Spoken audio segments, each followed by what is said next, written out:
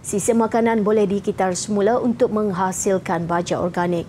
Dengan membuat kompos sendiri dapat mengurangkan masalah pembuangan sampah sekaligus menjimatkan kos membeli baja kimia.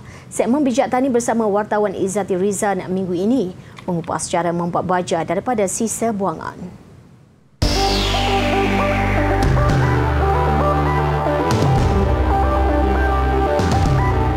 Menurut penolong pegawai pertanian bahagian pembangunan industri Taman Komplek Pertanian Sedang Asmah Muslim, membuat baja organik daripada sisa makanan sangat mudah.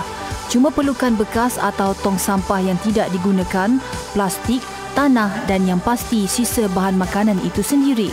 Lapis pertama kita letak tanah.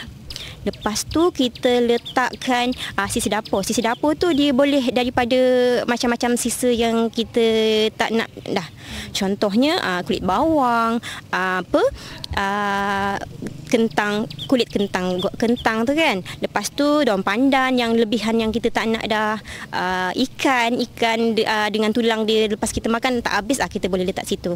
Lepas tu kita letak seterusnya kita letak sisa dapur tadi tu, kita letak selepas tanah. Lepas kita letak sisa dapur tu, kita top up balik, kita lapis balik dengan tanah.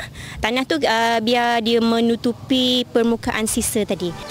Jelasnya tanah mengandungi mikroorganisma semula jadi dan ini membantu mempercepatkan proses pereputan dan huraian sisa makanan. Yang tak boleh diguna macam tulang ayam, tulang daging sebab dia keras. Dia susah nak reput dan dia kebanyakan dia tak akan reput.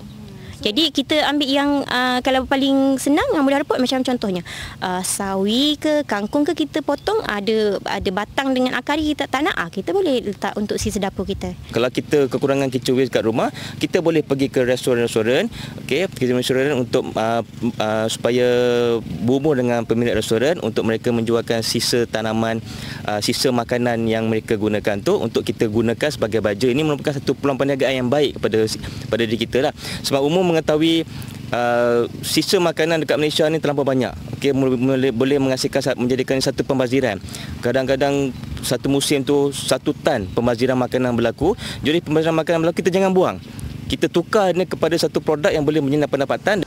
Kepada yang mahu terbabit secara serius, Jabatan Pertanian menerusi bahagian pembangunan industri tanaman menyediakan kursus khas bagi orang awam yang berminat mempelajari ilmu berkaitan pembuatan baja organik.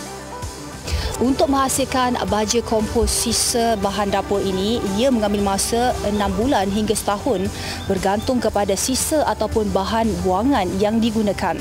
Selain menjimatkan wang, ia turut memelihara dan memulihara alam sekitar.